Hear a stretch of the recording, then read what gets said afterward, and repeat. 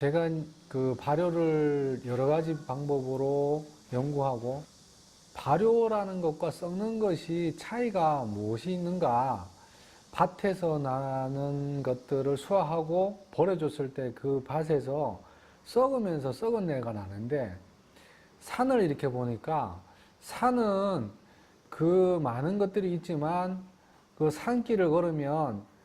그 나뭇잎이라든가 그곳에서 있는 많은 것들이 발효를 하고 좋은 냄새가 나더라고요. 그래서 이제 이 차이가 뭔가 보니까 습도와 바람, 온도, 그것이 조화를 이루었을 때 일어나는데, 오행초라는 것이 이제 세비름이라고 불리고 일반적으로 그러는데, 굉장히 더울 때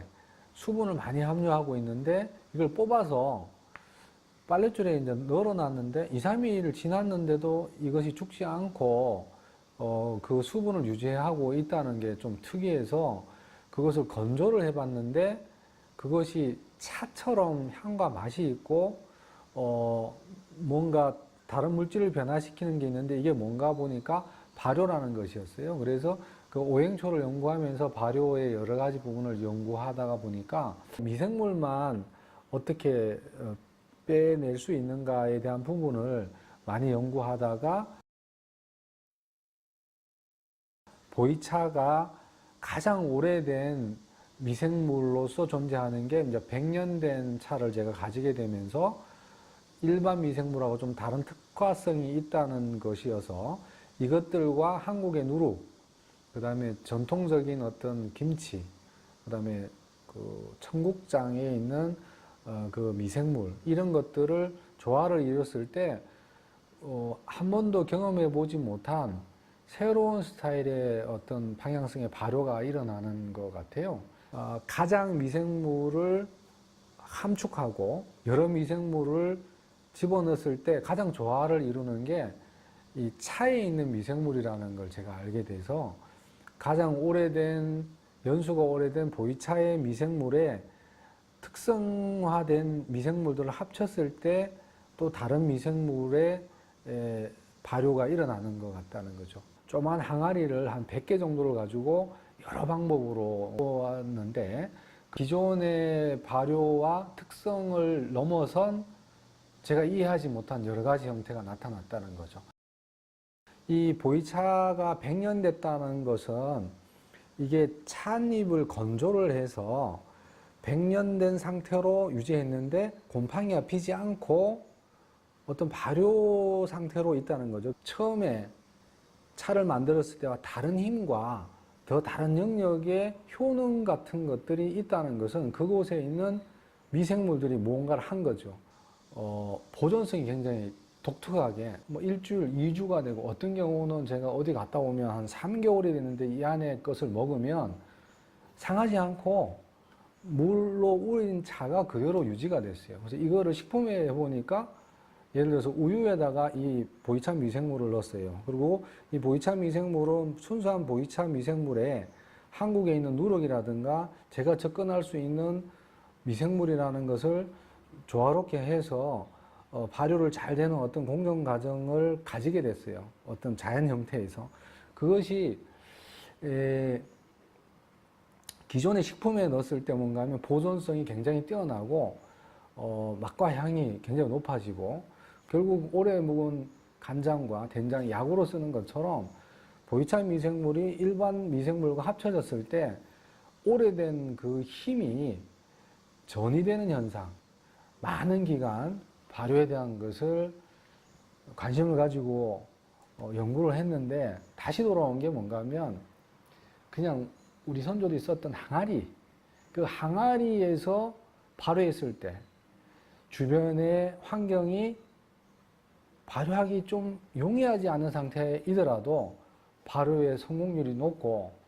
더 잘 발효하는 것 같아서 결국 항아리로 다시 돌아왔습니다. 부여에 오니까 내가 예전에 먹었던 농산물하고 다르게 굉장히 좀 맛과 향이 좀 뛰어나서 이 농산물과 보이차 미생물을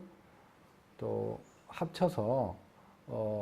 연구를 해봐서 구현하는 8가지 농산물을 찐빵에 접목을 해보니까 맛과 향이 굉장히 좀 뛰어나서 팔미 보이차 찐빵도 제가 개발을 했고, 또 순차적으로 뭐 과자라든가 간단한 뭐 선식이라든가 또는 가정 음식 문화가 발효 쪽으로 뛰어난 같은 경우는 이탈리아 쪽에 있는 이제 그런 발효 음식들을 이 보이차랑 연결했을 때 맛이 월등하게 높아진다든가, 그래서 뭐 우유라든가 버터, 뭐 치즈 이런 것들도 이거가 접목을 했을 때 일단은 기호성과 어떤 느껴지는 힘이 좀 남달랐다는 거죠. 그리고 기존의 김치를 담은 상태에서 이 보이차 미생물을 섞었을 때 주로 많은 얘기들이 이렇게 합니다. 이거 팝시다.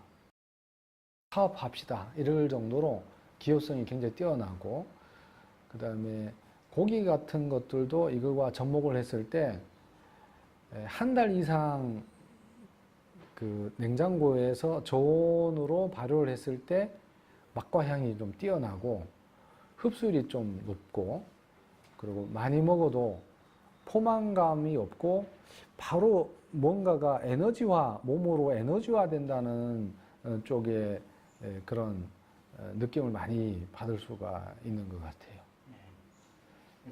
전체 회원들은 한 12,000명이고 그 12,000명 중에서 차만